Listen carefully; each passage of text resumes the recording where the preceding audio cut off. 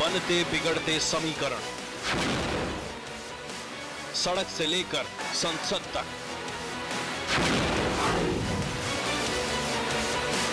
आंदोलन से सत्ता के गलियारों तक, सियासत की हर खबर पर पैनी नजर। देखिए ब्रजेश निगम के साथ सिर्फ वल्लभ टीवी पर।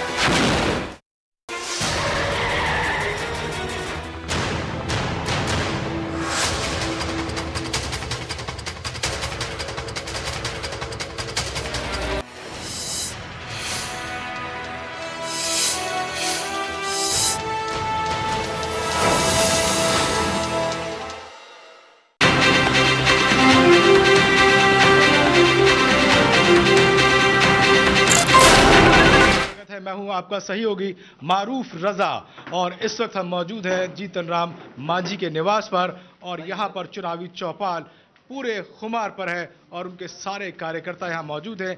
जानेंगे कि किस तरीके से ये पार्टी जो है बिहार के चुनाव पर अपना असर डालेगी और कितनी सीटों पर अपना कब्जा कायम कर सकेगी। हम बात करेंगे, यहां पर मौजूद हैं बहुत से लोग कि किन नीतियों के साथ वो चुनावी मैदान में खड़े हुए हैं और कितना भरोसा है कि बिहार की जनता उनको जिताएगी। जी बताएं। जी हम लोग मखदूमपुर से आए हैं। जी जी। हम लोग चाहते हैं कि मांझी जी का साथ दें जी और पूरा दमखम से साथ दें। जी। और हम लोग को चाहते हैं कि हमारे जो नेता हैं वहाँ पर बैठे हुए हैं। जी जी जी। उनसे आप इंटरव्यू लीजिए। नेताओं से भी बात करेंगे, कार्यकर्ताओं से भी बात करेंगे, क्योंकि ये जनता का त्योहार है। चुनाव जो है जनता का त्योहार है, जनता का बड़ा दिन होता है। जनता तय करती है कि वो किसे अपना नेता बनाएंगी जो आगे उनके भविष्य के लिए नीतियां बनाएंगी। जी क्या कहना है आपका, कितनी दावेदारी है, आपको जो सीटें मिली हैं उन पर आप कितने खरे उतरेंगे? हम पूरा खड़ा उतरेंगे, इसमें कहीं कोई दो मत नहीं है। हम लोगों के प्रति पूरे बिहार की जनता का विश्वास है। एक कहावत भी कह देते हैं जो बिहार में प्रचलित भी है, गरम रोटी है तावा में और नीतीश कुमार है हवा में। अच्छा। समझ गए? इसलिए उनकी हवा निकल चुकी है और पूरे बिहार में एनडीए का लहर चल रहा है। एक तरह से समझिए कि 74 के आंदोलन में जिस तरह से जेपी का मूवमेंट था, उसी तरह इस बार एनडीए की लहर दौड़ रही है पूरे बिहार में। जी एनडीए की लहर दौड़ रही है पूरे बिहार में। एक बुजुर्ग मेरे साथ बैठे हैं, शायद मैं इनसे भी पूछूं कि वाकई एनडीए की लहर है या नहीं है। पहले आप नीतीश जी के साथ थे, अब आप एनडीए के साथ थे, क्या वाकई नीतीश जी की हवा खत्म हो चुकी है और आपकी हवा है? हवा चलेगी तो लहर बताएगी। जी अभी नहीं कह सकते है कि क्या लहर है। अच्छा। हाँ बस साहब अभी नहीं बता पा रहे हैं कि लहर है कि नहीं है। बैठे हैं और बड़ी उन्होंने साफ गोई से बात की। हवा चल रही है लेकिन हवा का रुख कहां पलटेगा वो 8 नवंबर को पता लग जाएगा। फिलहाल यहाँ पर बहुत सारे लोग मौजूद हैं। जी आप कहां से आए? जहानाबाद। जहानाबाद से। पहले आप नीतीश जी के साथ थे, अब आप एनडीए के साथ हैं। क्या लगता है इसका आपको खामियाजा उठाना पड़ेगा? नहीं, कोई खामियाजा नहीं उठाना पड़ेगा। श्री जीतन राम मांझी साहब जब से हर एक जात में गरीबों की बात करना शुरू किया है, वो किसी कास्ट पर्टिकुलर पर नहीं, हर एक जात के गरीबों की बात को लेकर के वो समाज के बीच में आज आए हैं और पूरे बिहार को गर्व है जीतन राम मांझी पर। और एनडीए भी सारा सीट जीतन राम मांझी के सहयोग से सारे सीट पर जीतेगा, ये मेरा दावा है। ये आपका दावा है। मान मनोबल बार बार होती रही, कभी रूठते रहे मांझी जी, कभी मनाते रहे उनको, लेकिन अभी भी लगता है कि वो जो दरस है वो अभी भी बाकी है। यहाँ सीटों का ऐलान हो रहा था और बाहर विरोधों की आवाज भी आ रही थी। मैं राहुल से कहूँगा कि बाहर पीछे जो लोग बैठे हैं उनसे पूछें कि इस बार क्या हाल होगा। आप पहली बार अकेले खड़े हुए हैं, 243 सीट हैं, लेकिन आपके पास जो सीटें हैं क्या उससे आपकी पार्टी का और कार्यकर्ताओं का कुछ भला हो पाएगा?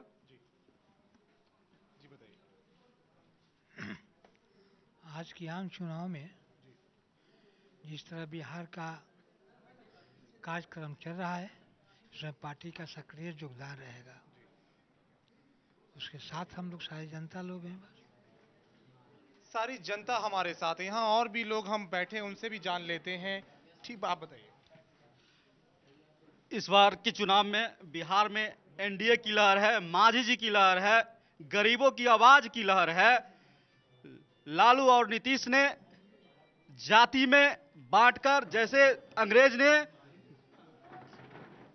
फूट डालकर राज किया, उसी तरह लालू और नीतीश ने 25 साल में मुस्लिम में पसमानदा, दलित में महादलित, इस तरफ जाति में बांटकर बिहार अंग्रेज देश के सोने की चिड़िया को लूटने का काम किया। और लालू और नीतीश ने, एक ने दारू घोटाला कर, एक ने चारा घोटाला कर बिहार के सोने की चिड़िया को लूटने का, खजाना को लूटने का काम किया। इस बार गरीबों की आवाज है, एनडीए की लहर है, मांझी जी की लहर है, और मांझी जी की आंधी में सब पार हो जाएगा और मांझी जी की जबरदस्त आंधी है, मांझी की सरकार बनेगी। मांझी जी की लहर है, एनडीए की लहर है, देखना होगा इस लहर में किसकी नैया पार लगेगी और किसकी डूबेगी। बिल्कुल, अभी नैया लगी है, पार लगेगी कि नहीं लगेगी ये हवा भी बताएगी और पानी भी बताएगा। फिलहाल और भी हमारे साथ लोग मौजूद हैं। जी, बिहार में कहा जा रहा है कि विकास होगा, विकास होगा, क्या लगता है आपकी पार्टी किस विकास के फॉर्मूले के साथ इस बार चुनावी मैदान में? आप नहीं बोलना चाहते, और कोई है जो बताना चाहता है, अपनी बात रखना चाहता है? क्योंकि चुनावी चौपाल में और पूरा हक है कि वो अपनी बात को रखे। जी, आखिर अभी जो सुशासन और कुशासन की बात चल रही है, चाहे सड़क की बात हो, शिक्षा की बात हो, चाहे अस्पताल की बात हो, प्रशासन की बात हो, पुलिसिया तंत्र की बात हो, हर जगह पर आज यह महागठबंधन की सरकार फेल कर चुकी है। जनता इस चीज को समझ रही है और जिस तरह से 9 महीने में माननीय मांझी जी ने विकास का एक नया रास्ता बिहार की जनता को दिखाया है और वो जिस आशा के साथ एनडीए गठबंधन के साथ जुड़े हैं, एनडीए भी लगातार विकास कर रही है और इसमें कहीं से कोई शक नहीं है कि एनडीए की लहर कायम नहीं होगी। बस एनडीए की लहर कहीं भी कम नहीं होगी, ये लहर जारी रहेगी और ये लहर कितना असर डालेगी चुनावी इस पूरे संग्राम में। पूछते हैं आप लोगों से कि आपके जो नेता है वो यहाँ पर मुख्यमंत्री रहे, उसके बाद आए, रामविलास पासवान की पार्टी आपसे कहीं कम है, लेकिन उनके पास सीटें ज्यादा हैं और आपको सीटें कम मिली, इससे आप पर क्या असर पड़ रहा है? हम लोग कोई पार्टी से नहीं हैं, हम लोग सामाजिक कार्यकर्ता हैं। अखिल भारतीय दांगी क्षत्रिय संघ बिहार के प्रवक्ता यशवंत दांगी हम बोल रहे हैं। हमारे अध्यक्ष ब्रजेश दांगी जी भी आए हुए हैं। हम लोग मगदुमपुर से हैं और हम लोग मांझी जी को मुख्यमंत्री बनाए और 5 साल पहले वोट दे करके हम लोग नारा दिया कि दांगी और मांझी में कोई फर्क नहीं है, हम उनके साथ हैं। लेकिन आज हम लोग मिलने आए हैं कि जब मखदूमपुर में 65,000 वोट अगर दांगी स्पेशल आपको देता है तो हम लोग आए हैं उनसे कहने के लिए, और कार्यकर्ता मेरा पूरा संगठन आया हुआ है कि हमको बेला हमसे टिकट दांगी समाज को दें और नहीं तो फिर खेल दूसर हो जाएगा। यहाँ पर बहुत सारे लोग हैं जो यहाँ नाराज भी हैं और मजे की बात यह है कि यहाँ पर वो बिल्कुल बेबाकी से अपनी बात को रख रहे हैं, उनको बिल्कुल भी खौफ नहीं कि मैं कहाँ पर हूँ। बहरहाल ये जनता का पूरा हक है कि वो अपनी बात रखे, क्योंकि ये जो त्यौहार है जैसा कि मैंने कहा कि जनता का ही है।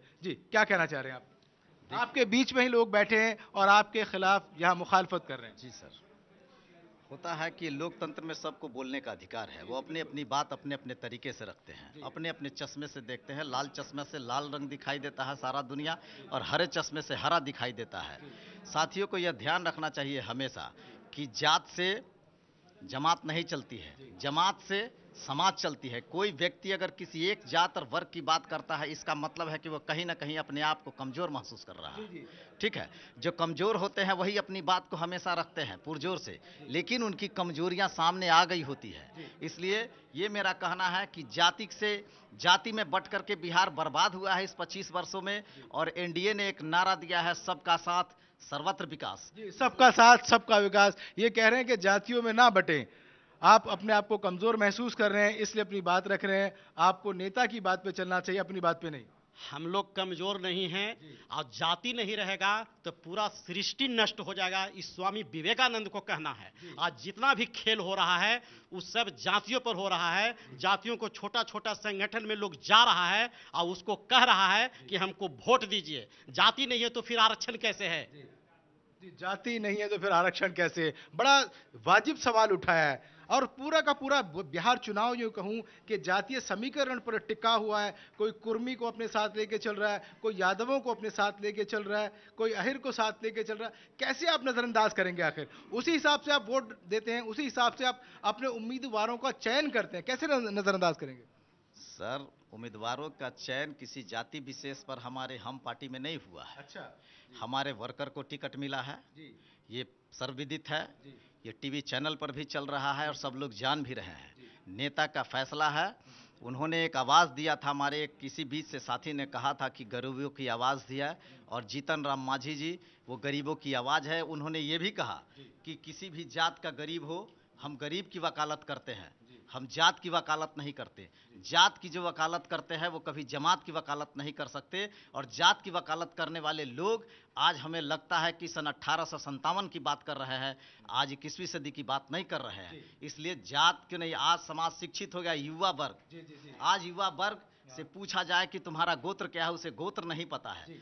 जात जरूर पता होगा लोगों को कि जात की बात लोग करते हैं, लेकिन अब हमारा बिहार का युवा और हिंदुस्तान का युवा, बिहार का नहीं, वो जाति से उठ चुका है। वो हिंदुस्तान और बिहार का विकास चाहता है, वो शाइनिंग इंडिया की बात करता है, वो शाइनिंग इंडिया की बात करता है, वो मेक इन इंडिया की बात करता है। यहाँ जात नहीं है, जमात नहीं है, लेकिन सब कुछ यहाँ पर मौजूद है।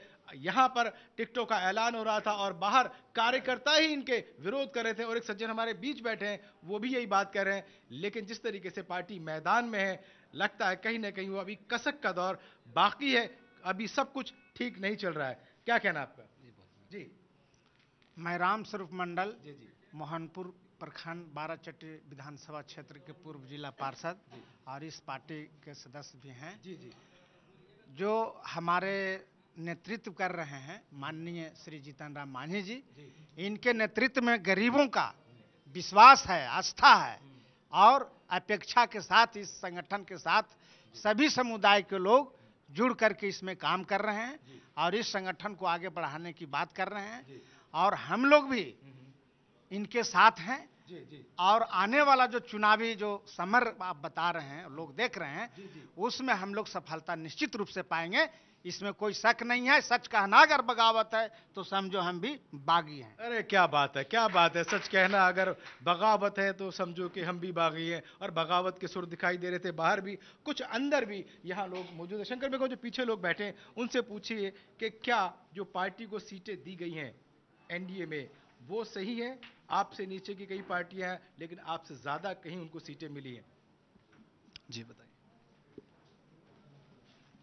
देखिए, जहाँ तक सीट की बात है, मैं आपको कहना चाहता हूँ कि माननीय हम पार्टी के राष्ट्रीय अध्यक्ष श्री जीतन राम मांझी जी का बयान आया था कि हम अपने पार्टी से गरीब कार्यकर्ताओं को सम्मान देंगे। और मैं आपको बताना चाहता हूं कि मुझे टीवी के माध्यम से पता चला है कि मेरा नाम नरेश साहू है और मैं गरीब का बेटा हूं। हम अभी बीपीएल के स्तर पर हम लोग हैं, गरीबी रेखा के नीचे हम लोग बसर करते हैं, लेकिन मांझी जी का वह बयान आज जमीन पर उतरा है। और मांझी जी ने मुझे एक अदना सा कार्यकर्ता को, जिसका अपना साइकिल नहीं है, और ऐसे व्यक्ति को उन्होंने शेखपुरा से उम्मीदवार बनाया है। इसलिए मांझी जी का जो 34 फैसला था वो गरीबों के लिए था, वो कोई जाति धर्म विशेष के लिए नहीं था। और बिहार की जनता इनकी फैसला पर उनके साथ है। और नीतीश कुमार जी जो उस समय वो अपने फैसला को काटे थे, आज 19 फैसला लागू करने का काम किया है। इसलिए मैं 19 फैसला के साथ नीतीश जी जो मांझी जी ने अपने कलम से लागू किया था उसको हम लोग जमीन पर उतारेंगे। और इसी विश्वास के साथ हम शेखपुरा विधानसभा से तमाम गरीब का आशीर्वाद लेकर वहां से जीत कर आएंगे। ये अपनी जीत का वादा कर रहे हैं कि ये जीत के आएंगे, दावा भी कर रहे हैं, इनकी पार्टी भी दावा कर रही है। लेकिन जो 8 नवंबर है उसमें पता लग जाएगा ये जीत का दावा कितना पक्का है और कितना सच्चा है। लोग यहाँ मौजूद हैं और अपनी बात रखना चाहते हैं। पीछे जो लोग बैठे हुए इनसे जरा पूछें कि क्या आपके पास नीतियां हैं, किस दम पर आप चुनाव में मैदान में हैं और कितनी आपको सफलता मिल पाएगी। जी बताइए। जी मैं फुलवाड़ी शरीफ से हूँ, और फुलवाड़ी शरीफ में अभी जो विधानसभा का मतलब टिकट दिया गया है बहुत ही कमजोर और वीक, मतलब पूरे विधानसभा में किसी तरह का उनकी पहचान नहीं है। वैसे आदमी को यहाँ टिकट दे दिया गया। ऐसा स्थिति बन गया कि हमारे पुराने यहाँ के माननीय विधायक हैं जो करीबी नीतीश कुमार जी के करीबी भी हैं, और उनके सामने इतना कमजोर। मतलब टिकटों के बंटवारे से आप नाराज हैं? नाराजगी इस बात की है कि बंटवारे से नहीं है, कैंडिडेट की मतलब पहचान होनी चाहिए। किसी तरह की इनकी पहचान नहीं है, ऐसे इंसान को यहाँ टिकट दे दिया ऐसे लोगों को टिकट दिया गया है जिनकी अपने विधानसभा क्षेत्र में कोई पहचान नहीं है। और इसी स्थिति में हमारे वर्तमान विधायक जो हैं बहुत ही अहंकारी और घमंडी हो गए हैं।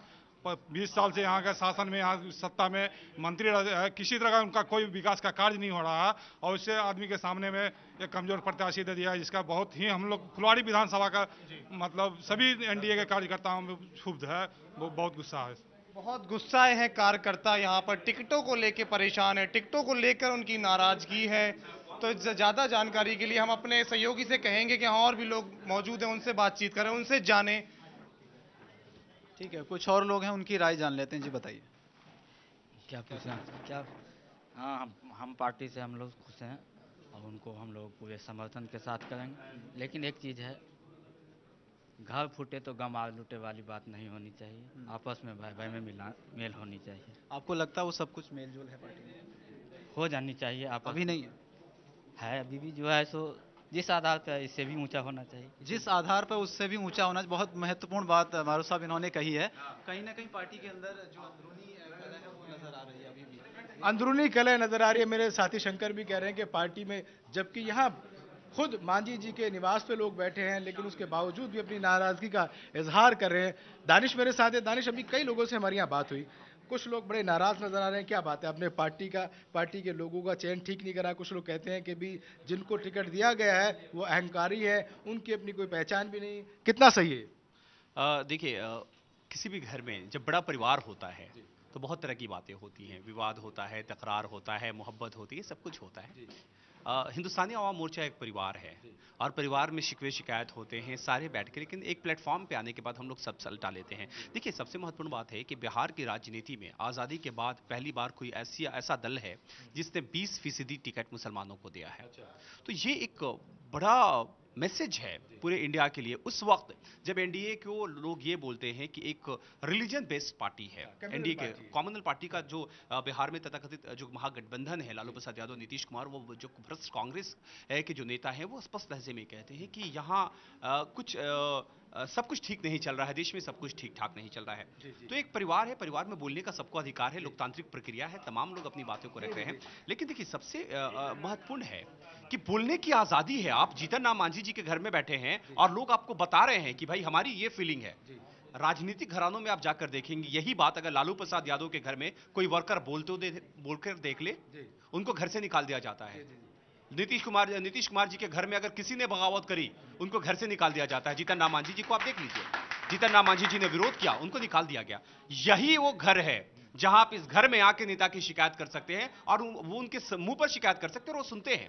तो ये लोकतांत्रिक प्रक्रिया हिंदुस्तानी आवाम मोर्चा में है और कहीं ना कहीं से ये लोकतंत्र के लिए सही, एक सफल लोकतंत्र के लिए एक स्वच्छ वातावरण यहां आपको देखने को मिलेगा। दानिश बड़ी साफ गोई से अपनी बात रख रहे हैं कि यहां पर सारी चीजें एक दूसरे के लिए एक जैसी हैं। आप यहाँ आकर अपनी खुशी का इजहार कर सकते हैं, अपनी नाराजगी का इजहार कर सकते हैं, क्योंकि ये अवामी पार्टी है, आवाम की पार्टी है, इसलिए आवाम को अधिकार है कि वो कुछ भी कह जाए। आवाम में बहुत सारे लोग हमारे साथ बैठे हैं पीछे। क्या कहना है आपको? ये अधिकार आपने आपकी पार्टी ने आपको दिया है, तो क्या लगता है इस अधिकार का सही उपयोग हो पाएगा? आपकी पार्टी पूरे दमखम के साथ वहां पर आ पाएगी, जीत पाएगी? अभी बिल्कुल ही एनडीए का लहर है और जहाँ तक मेरी पार्टी का सवाल है, किसी भी तरह का कोई भी पार्टी, छोटा हो या बड़ा हो, जाके डायरेक्टली जाके उनसे बात करते हैं, जो भी समस्याएं होती हैं उनको कहते हैं, वो जाके सॉल्व करने का कोशिश करते हैं। जहाँ तक जीतने की बात है, मैं बता दूं गारंटी के साथ, अभी मैं युवा हूँ और सुबह सुबह जॉगिंग करने जाता हूँ कहीं भी इंस्टीट्यूट में। मोर देन 90% युवा भी नरेंद्र मोदी के साथ, एनडीए के साथ है। और हम लोग जाति की राजनीति नहीं करते, जाति की राजनीति करते हैं नीतीश कुमार, लालू यादव, और हम लोग विकास की राजनीति करते हैं। और ये हवा चल रही है, हवा नहीं, ये साइक्लोन है, फिलिन है, उससे भी तेज आंधी आने वाली है विकास की, जो अब रुकने वाली नहीं है। इस बार हमारी सरकार बनेगी, इस बार एनडीए की सरकार बनेगी। ये आंधी है, ये साइक्लोन है, ये तूफान है, ये बवंडर है, ये सब कहना है कि पूरे दावे हैं कि इस तरीके से जो पार्टी जो है वो अपनी सत्ता पर जो है कब्जा जमाने में कामयाब हो जाएगी। फिलहाल हमारे लोग यहाँ वक्त ब्रेक के बाद भी चुनावी चौपाल में ये चर्चा जारी रहेगी।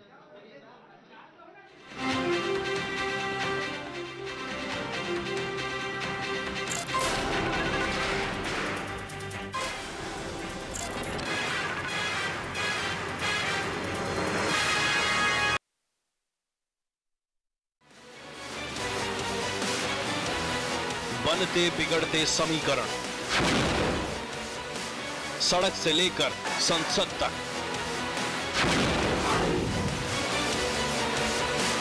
आंदोलन से सत्ता के गलियारों तक, सियासत की हर खबर पर पैनी नजर। देखिए ब्रजेश निगम के साथ सिर्फ वल्लभ टीवी पर।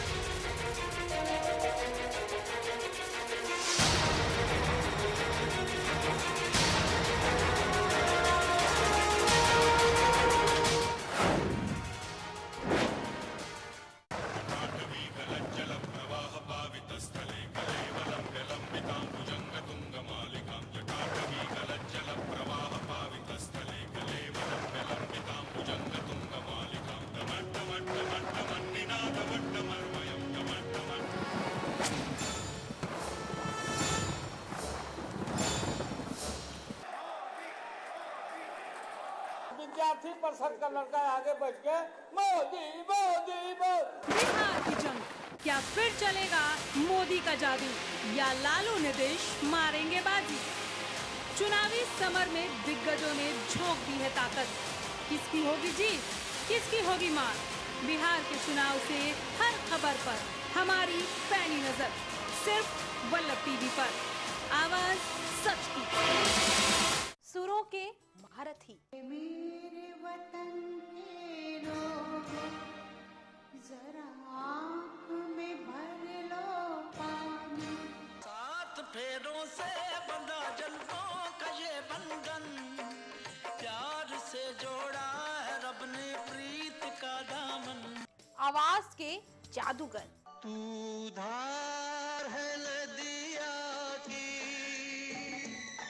मैं तेरा किनारा हूँ। संगीत के सितारों के साथ देखेंगे तबले की ताल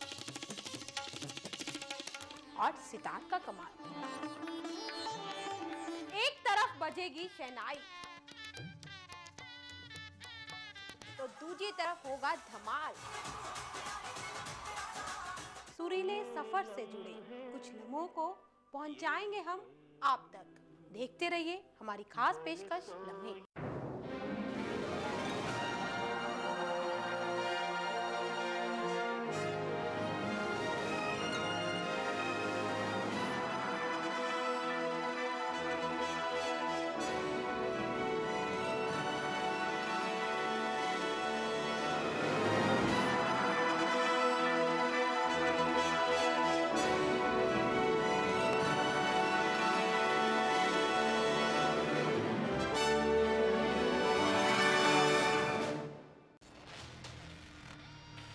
संसद की बात हो या चुनावी बिसात, सरकार की नीतियां हो या हो देश का विकास, आपसे जुड़े हर मुद्दे दिखाएंगे हम सिर्फ वल्लभ टीवी पर।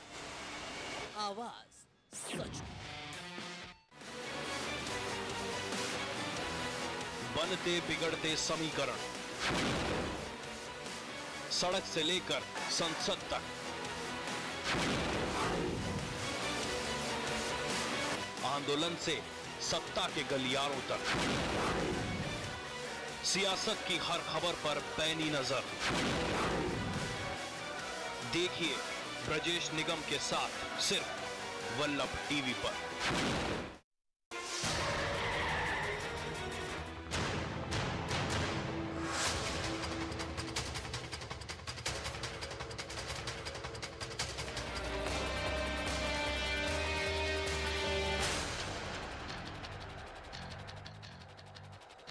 स्वागत है और इस वक्त हम मौजूद हैं बिल्कुल जीतन राम मांझी जी के निवास स्थान पर और वो अभी बाहर आने वाले हैं।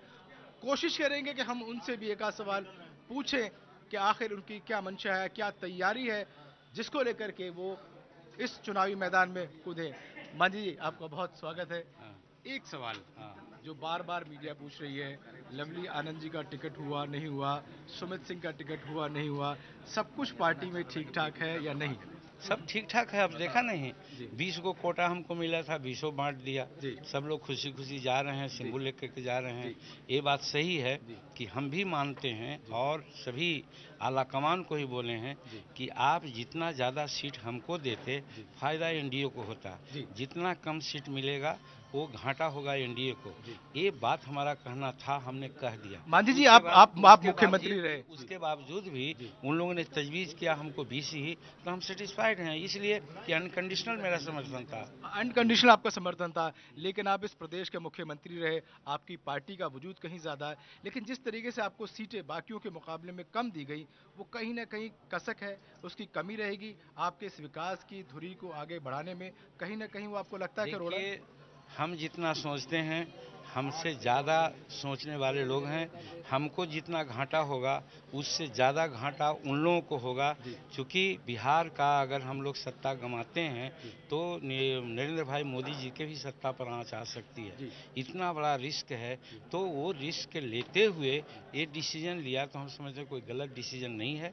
हम संतुष्ट हैं और हम सब लोगों से प्रार्थना कर रहे हैं कि कोई भी गलती हो गई हो, कमी हुई होगी, तो उसको भूल करके एनडीए के पक्ष में आप लोग काम कीजिए, ताकि नीतीश कुमार और लालू जी का ये जो साम्राज्य है वो खत्म हो सके। 243 में से कितनी सीटें आपके पक्ष में आ जाएंगी और क्यों आ जाएंगी? देखिए, ये हाइपोथेटिकल क्वेश्चन है, हाइपोथेटिकल क्वेश्चन का आंसर नहीं दिया जाता है, लेकिन हम लोग समझते हैं कि कम से कम 180 सीट हम लोग लाएंगे। कम से कम 180 सीट लाएंगे। चलिए, हम भी देखेंगे कि 8 नवंबर को जीतन राम मांझी जी का ये जो बयान है ये कितना कारगर होता है। हालांकि इस वक्त पूरे पार्टी कार्यकर्ता वो सब के सब जोशो खरोश में है, और इस वक्त हम वापस अपनी चौपाल में चलते हैं, जहां पर सारे कार्यकर्ता नेता मौजूद हैं और बेसब्री से इंतजार कर रहे हैं अपनी बारी आने का कि हमसे भी कुछ पूछा जाए, हम भी अपने दिल की बात जुबान पर पे लाए, ताकि उसका असर हमारे प्रदेश में, हमारे क्षेत्र में वो नजर आए। बहुत से लोग मेरे साथ मौजूद हैं। जी, आप कहां से आए?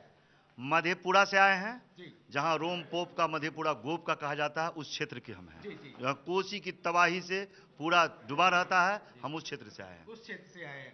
क्या आप भी पार्टी से आपको टिकट मिला है? नहीं, हम जिला अध्यक्ष हैं, और जिला अध्यक्ष होने के नाते जो 22-23 प्रत्याशी दिया था, हमने 4 को चिन्ह लगा करके दिया, और हमारे प्रत्याशी मंजू सरदार जी चुनी गई सिंहेश्वर विधानसभा से। 1 सिंहेश्वर विधानसभा कोसी में मिला है, जो मंजू सरदार सिंहेश्वर को मिला। मंजू जी, आपको टिकट मिल गया, आप खुश हैं? क्या नीतियां लेके, क्या कार्यक्रम लेकर के अपने क्षेत्र के लोगों के साथ जाएंगी जो आपको साथ दें? हम सिंहेश्वर विधानसभा से आए हैं, मंजू देवी। पूरा ताकतवर है, हम लोग का जनसंख्या ज्यादा है, 40,000 जनसंख्या है हम लोग का। जीत निश्चित कर देंगे। 40,000 जनसंख्या है, इसलिए जीत निश्चित है। नीतियां क्या है, सिद्धांत क्या है, अगर आप उस पर कुछ रोशनी डाल पाए कि किन चीज़ों को लेकर के, किन बातों को लेकर के आप पब्लिक के बीच में जाएंगी और पब्लिक आपको पसंद करेगी, आपको चुनेगी, कुछ कहेंगे उस पर आप? विकास करेंगे सर, पूरा विकास करेंगे। विकास मुद्दा है, पूरा विकास करेंगे। और भी कुछ लोग बैठे हैं, वो भी मैं उनसे जानना चाहूंगा कि इस विकास की परिभाषा क्या है, उस विकास में आप कैसा क्या है, कैसा और किस किस तरीके का विकास करेंगे, मैं जान लेता हूं। जरा पूरे हिंदुस्तान में सभी लोग जान रहे हैं कि नरेंद्र मोदी जी की आंधी चल रही है, और बिहार में भी वही हाल है। आंधी में पेड़ वेड़ सब उखड़ जाएंगे, बिल्डिंगें उखड़ जाएंगी, तब क्या होगा? वैसी आंधी नहीं, ये जन सैलाब की आंधी चल रही है जी, जन सैलाब की आंधी चल रही है। और ये आंधी जो है कितने दल को जो है उखाड़ के फेंक देगी, और हमारी सरकार बनेगी, हमारी सरकार बनेगी, और हम लोग 180 सीट इंशाअल्लाह जरूर लाएंगे। 5 सीट बीजेपी और मांझी जी को देनी चाहिए थी। मांझी जी कह रहे थे कि जितनी सीटें हमें कम मिलेंगी उतना एनडीए को ज्यादा नुकसान होगा, सीटें ज्यादा मिलती तो हम ज्यादा बेहतर करते, लेकिन यहाँ लोग कह रहे हैं कि नहीं, हम 180 के पार तो ले ही जाएंगे। आप क्या कह रहे हैं? सीटें जिस समय बंटवारा होती है, अभी आपने कहा कि मांझी जी कहे हैं कि सीट अधिक मिलेगा तो मेरा परफॉर्मेंस अच्छा होता, तो उस समय हर कोई करता है, हर दल की बात होती है। हमारे नेता गरीब के नेता हैं, चाहे कि गरीब के अधिक से अधिक हक मिले, उनका प्रयास था कि एनडीए में जिस वर्ग से आते हैं, भूइया वर्ग से आते हैं, इन्होंने बाबा साहब के सपना को पूरा करने की बात करते हैं, अंतर्जातीय विवाह की बात करते हैं, सारे दलित महादलित जितने हैं जिसको नीतीश कुमार ने 2 भागों में बांट दिया, दलितों को कमजोर करने की कोशिश किया। इनका यही सोच था उस समय कि अगर हमें अधिक सीटें मिलती है, हमारा अधिक प्रतिनिधित्व मिलता है, तो हमारे लोग अधिक से अधिक राजनीति में सक्रिय होंगे, जिसका परिणाम जीतन राम मांझी राजनीति से ही बिहार के मुख्यमंत्री बने। लेकिन तमाम चीज खत्म हो जाती है जब सीट शेयरिंग हो गया, घोषणा हो गया, हमारे एनडीए के सब नेता एक हैं, हम लोग विजयी होंगे। सब नेता एक हैं, हम लोग विजयी होंगे, ये कहना है। एक साहब मेरे साथ मौजूद हैं यहाँ पर, क्या लगता है पार्टी को कम सीटें मिली हैं, जो अभी तक रूठने और मनाने का दौर चलता रहा, क्या 8 नवंबर के बाद भी ये दौर जारी रहेगा या इस पे विराम लग जाएगा? दौर तो जब जब चुनाव आएगा तो जारी रहेगा, किंतु जब एक डिसीजन हो गया, एनडीए का एक डिसीजन हो गया, तो डिसीजन को सबसे पहले मानने वाले हमारे नेता हिंदुस्तानी अवाम मोर्चा सेकुलर के राष्ट्रीय अध्यक्ष और पूर्व मुख्यमंत्री बाबू जीतन राम मांझी हैं। और उनका जो आदेश होगा वो आदेश एक एक कार्यकर्ता, हम जैसा कार्यकर्ता पालन करेगा। और मैं उन लोगों को कहना चाहता हूँ, हमारी उम्र 74 वर्ष है और मांझी जी समझते हैं कि रामेश्वर प्रसाद यादव और भी चाहता है चुनाव लड़ना, लेकिन उनके सामने अनएबिलिटी हुई कि सफिशिएंसी ऑफ सीट्स नहीं हुआ। ऐसी हालत में हम जैसे आदमी जिद करें कि हमको क्यों नहीं मिला, यानी जो लोग चाहते थे जिनको नहीं मिला, उन लोग के लिए मैं कहना चाहता हूँ, आग्रह पूर्वक कहना चाहता हूँ कि नाराज नहीं हो, पार्टी के एकजुटता दिखा के और हमारे जितने कैंडिडेट हैं सब के सब को जिता के 100% साथ साथ जो हमारे एलआई हैं, एनडीए के जो कैंडिडेट हैं उनको भी जिताने में हम लोग आज से ही लग जाएंगे। यही हमारा संदेश है लोगों के प्रति। जी बिल्कुल, आज से ही हम सब के सब लोग लग जाएंगे ताकि एनडीए जीत सके, जीतन राम मांझी की पार्टी जीत सके। यहाँ कुछ महिलाएं भी हैं, उनसे पूछ लेते हैं कितनी दावेदारी है, क्या महिलाओं के लिए कोई कार्यक्रम है आपकी पार्टी का, कोई नीति है आपके पास, किस तरीके से काम करेंगे, किस चीज को लेकर के जनता के बीच में जाएंगे कि जनता आपके पक्ष में वोट दे? आज जो भी घोषणा हुआ है, हमारी पार्टी जो है सबसे ज़्यादा महिला की, इनके जो परसेंटेज है रेशियो लगता है 5 सीट घोषित किए हैं, जो हमारे महिलाओं के लिए काफ़ी गौरव की बात है। और मैं अपने क्षेत्र में, मैं मसौढ़ी क्षेत्र से हमसे उम्मीदवारी मिली है और मैं चाहूँगी कि पहला मेरा है कि हम नारी शिक्षा पर विशेष ध्यान देंगे। विकास तो मुद्दा रहेगा ही, विकास तो मुद्दा रहेगा ही। 2 नारियां हमारे बीच में जिनको टिकट मिल गया है, एक बुजुर्ग हमारे साथ बैठे हैं, बड़ी देर से बेकरार है कुछ कहने के लिए। जी बताएं क्या कहना चाहते? हम पार्टी हिंदुस्तान अवामी मोर्चा पार्टी सेकुलर की स्थापना से हूँ। मैं इसका पार्टी का उपाध्यक्ष हूँ, वरीय उपाध्यक्ष हूँ। और हम लोगों ने एक सिद्धांत बनाया था कि हम जिस वर्ग से आते हैं, जो दलित है, वंचित है, शोषित है, उनका विकास कैसे होगा, और इसी को अंदाज रख करके हम लोगों ने इस पार्टी का गठन किया था। और आज भी हमने जो सीट दिया है, हमारे नेता श्री जीतन राम मांझी ने जो सीट दिया है, वो ऐसे ही लोगों को सीट दिया है जो दलित है, वंचित है, पिछड़ा है, ऐसे लोगों को दिया है और माइनॉरिटी को दिया है। सबसे बड़ी बात है कि आज जितना सीट माइनॉरिटी को दिया गया है, हम समझते हैं कि अन्य जो पार्टियां हमारे बिहार में हैं उतनी प्रतिशत में नहीं दिया है। और हमारा मुद्दा यही है कि हम जो ऐसे लोग जिनकी प्रताड़ना हुई है, जिसमें कि हमारे माननीय राष्ट्रीय अध्यक्ष श्री जीतन राम मांझी जी, जिनकी बहुत ज़्यादा प्रताड़ना की गई है, उसके प्रतिशोध के लिए हम सभी इकट्ठा हुए हैं। और बिहार में जो विकास को रोक दिया गया है, जो विकास की बात कर रहे हैं, वो जमीनी हकीकत से दूर है। इसलिए हम लोग जमीन पर लाना चाहते हैं। इन पर जमीन पर लाना चाहते हैं, वो सारे इस जमीनी हकीकत से बहुत दूर हैं। और विकास का मुद्दा इनका अहम मुद्दा है, क्योंकि इन्होंने शोषितों की बात की है, दलितों की बात की है, माइनॉरिटीज़ की बात की है। कुछ लोग भी मेरे साथ हैं कि जिस तरीके से नीतीश जी को छोड़ करके मांझी जी यहाँ आ गए, क्या एनडीए को छोड़ के भी चले जाएंगे? नहीं, ऐसा। मैं मसौढ़ी से वकील यादव मैडम के साथ हैं, मैडम नूतन पासवान जी के साथ हम हैं और टिकट मिल गया, हम लोग के कंफर्म हो गया है। हम लोग 40,000, वहाँ हम लोग 80,000 यादव हैं और हम लोग जीतन राम मांझी जी के साथ। आपके पास 80,000 यादव है, इसलिए आप जीत जाएंगे? कोई नीति भी आपके पास? विकास की नीति है। विकास कैसा? सिर्फ एक विकास लफ्ज है। विकास नीतीश जी भी कह रहे हैं, विकास लालू जी भी कह रहे हैं, विकास नरेंद्र मोदी जी भी कह रहे हैं, आप भी कह रहे हैं, लेकिन हम जहां सर्वे कर रहे हैं सड़कों में गड्ढे हैं, पानी नहीं आता, बिजली नहीं मिलती, अस्पताल खराब है। विकास किस तरीके का विकास, किन क्षेत्रों का विकास करेंगे, कुछ है आपके पास? यहाँ लालू जी भी विकास के मुद्दे बोल रहे हैं, नीतीश जी भी विकास के मुद्दे बोल रहे हैं। आप बोलिए, आप क्या बोल रहे हैं? आपकी पार्टी, आपके नेता क्या बोल रहे हैं? हमारे पार्टी और हमारे नेता बोल रहे हैं और करके दिखा रहे हैं, और जो उन्हें काम किए उसको पूछ लेते हैं कि उन्होंने क्या काम किए। और कुछ लोग हमारे साथ मौजूद हैं। जी बताएं, क्या कौन से ऐसे ठोस मुद्दे हैं जिनको लेकर के जनता आप पर भरोसा करे और आपको मौका दे सत्ता में आने का? मैं सत्येंद्र कुमार राय, प्रधान महासचिव जी जी अपनी बात रखें। गया। जी जी हमारे नेता महादलित के माननीय जीतन राम मांझी जी जो करेंगे विकास का, जो भी यानी हमारा करेंगे, सभी पार्टी से बहुत बहुत मजबूत काम करेंगे, इसलिए हम लोग इनके साथ हैं। और कहीं भी कोई मैटर ऐसा नहीं होगा कि जो इनके ऊपर उंगली दुखाने का यानी कि काम कोई करेंगे। इसके लिए हम लोग साथ में हैं। साथ में हैं आप, हर कोई साथ में है, हर कोई साथ में है, लेकिन किसी के पास वो ठोस बात अभी तक मुझे नहीं मिली जो ये कह पाए कि ये 5 अहम मुद्दे हैं जिनको लेकर के हम जनता के बीच में जाएंगे और जनता के सामने उनको लेकर के अनुरोध करेंगे ताकि जनता हमारे साथ आए। आप कुछ कहेंगे? जी, अभी आपने सवाल किया था कि नीतीश कुमार जी को जैसे छोड़ के मांझी जी आ गए, तो एनडीए को छोड़ के चले जाएंगे। लेकिन मांझी जी गए कहाँ हैं? मांझी जी बिहार में हैं, बिहार की राजनीति में हैं। बिहार की राजनीति में है, नीतीश जी के साथ नहीं है।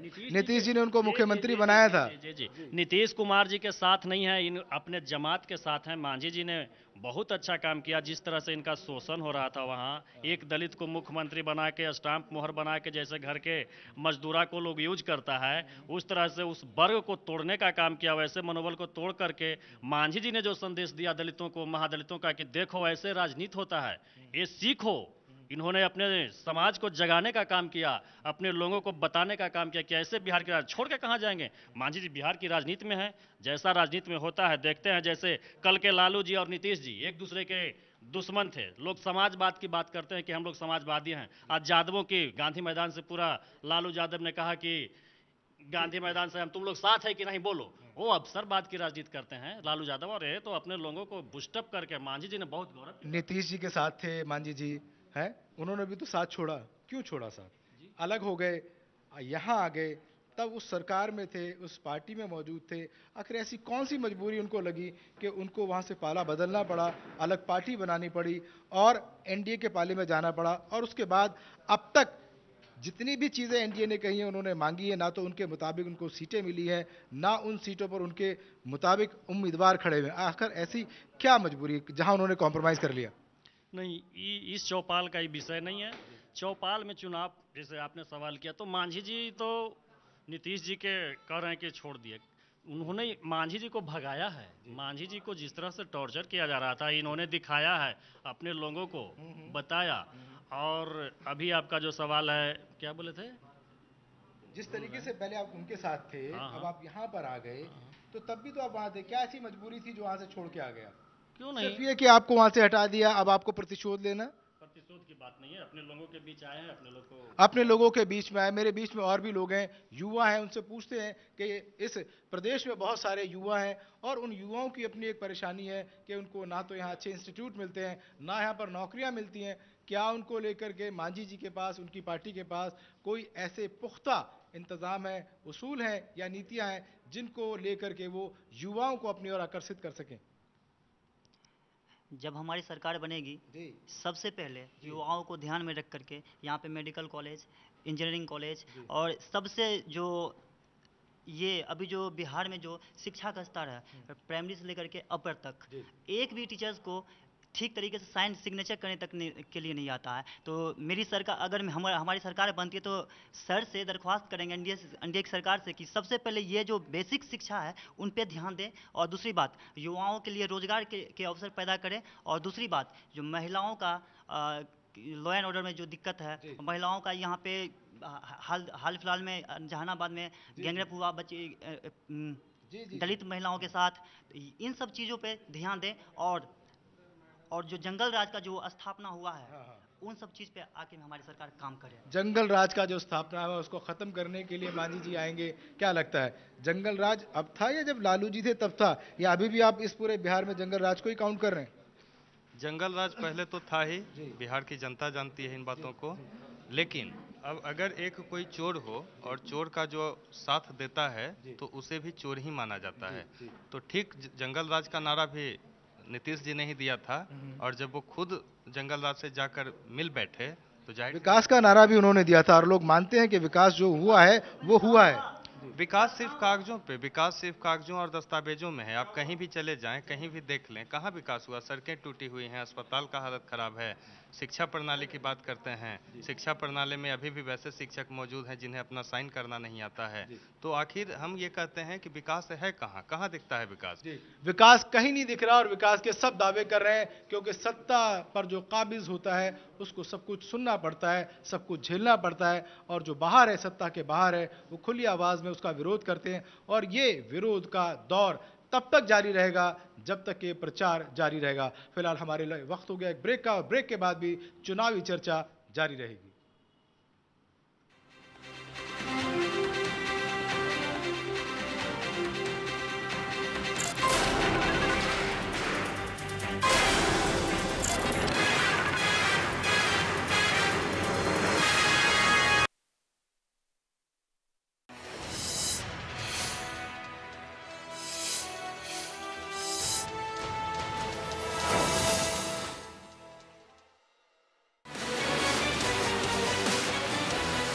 बनते बिगड़ते समीकरण,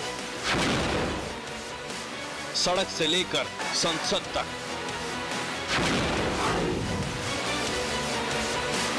आंदोलन से सत्ता के गलियारों तक, सियासत की हर खबर पर पैनी नजर। देखिए ब्रजेश निगम के साथ सिर्फ वल्लभ टीवी पर।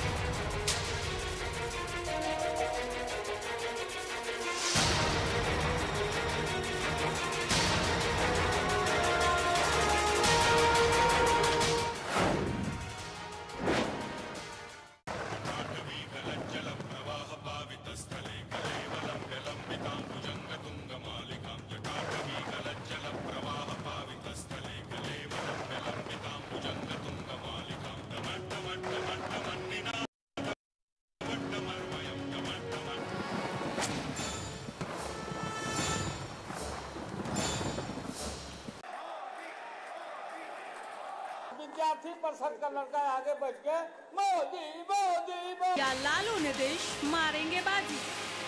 चुनावी समर में दिग्गजों ने झोंक दी है ताकत। किसकी होगी जीत? किस संगीत के सितारों के साथ देखेंगे तबले की ताल और सितार का कमाल।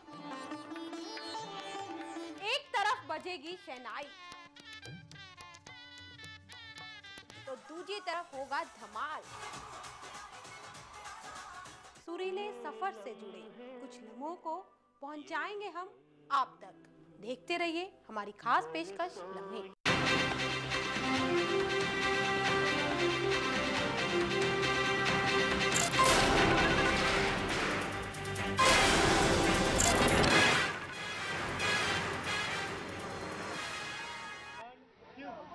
चुनावी चौपाल में आपका स्वागत है।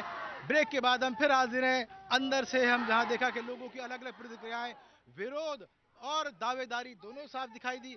बाहर चलते हैं, बाहर जबरदस्त हंगामेबाजी है।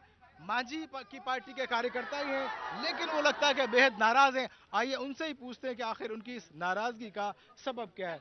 जी बताएं, किस लिए आप ये शोर शराबा कर रहे हैं? सर मैं यहाँ इसलिए आया हूँ कि जो कैंडिडेट दिया गया है प्रत्याशी फुलवारी क्षेत्र में, वो हमारा जो मांग था उदय मांझी, वे हमारे समाज से जुड़े हुए हैं, हमको दुख दर्द में सहयोग देते हैं। लेकिन ये ऐसा कैंडिडेट उसे दिया गया है जिसका जमानत भी जब्त हो जाएगा। और ये आदमी अच्छे नहीं है, ये हम लोग जानते पहचानते नहीं है इनको, कोई इसका सर्किल नहीं बना हुआ, कोई सामाजिक इनका कोई अस्तित्व नहीं है हमारे क्षेत्र में। आप फुलवारी शरीफ से आए? मैं फुलवारी क्षेत्र के रामपुर पंचायत से आया हूँ। जी जी जी जी।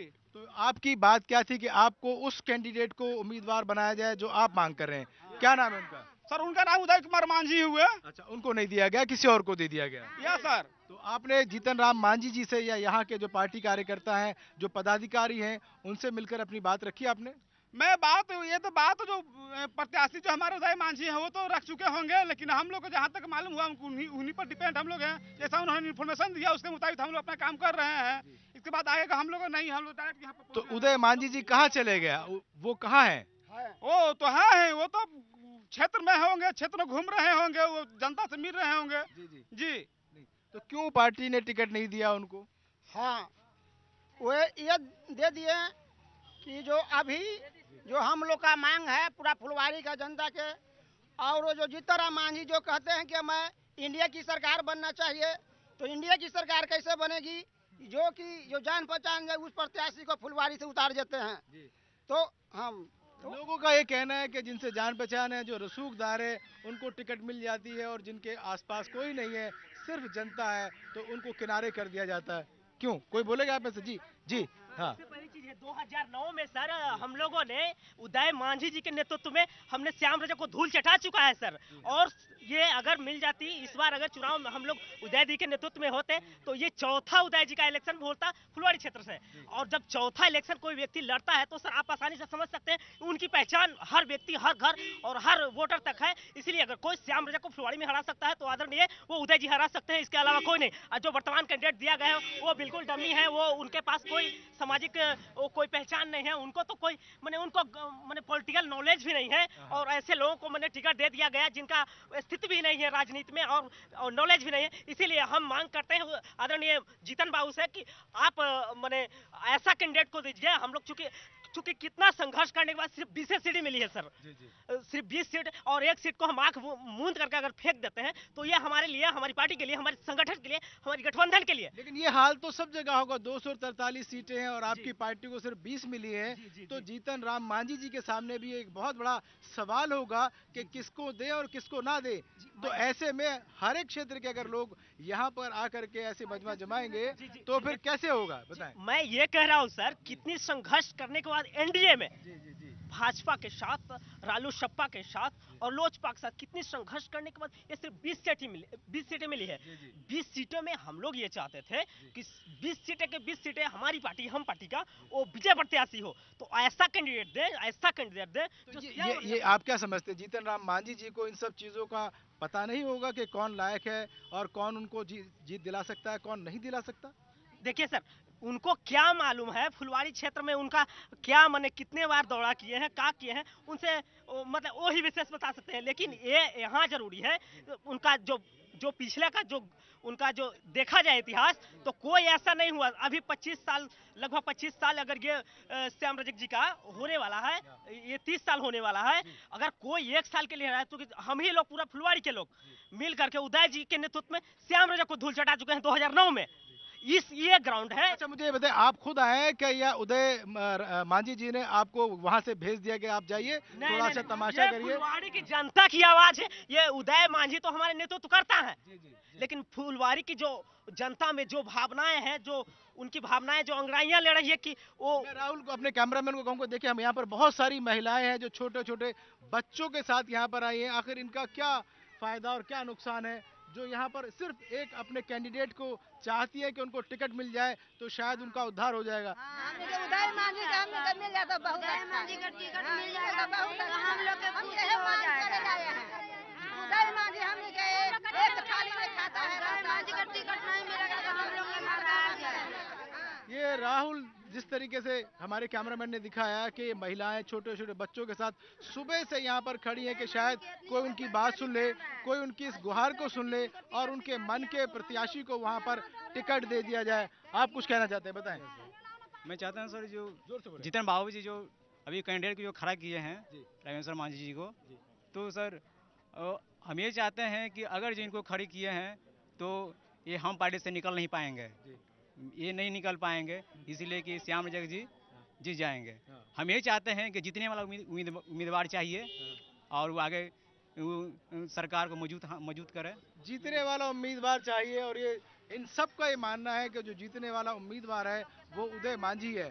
फिलहाल अभी इनका मानना है, जनता का मानना है, यहाँ मौजूद लोगों का मानना है, लेकिन 8 नवंबर का जो दिन है वो ये तय कर देगा कि वाकई न सिर्फ जहाँ से ये मांग कर रहे हैं फुलवारी शरीफ से, बल्कि पूरे बिहार से ये तय हो जाएगा कि किस सीट से कौन जीतेगा और क्यों जीतेगा। फिलहाल हमारी पूरी टीम को दीजिए इजाजत। नमस्कार, धन्यवाद।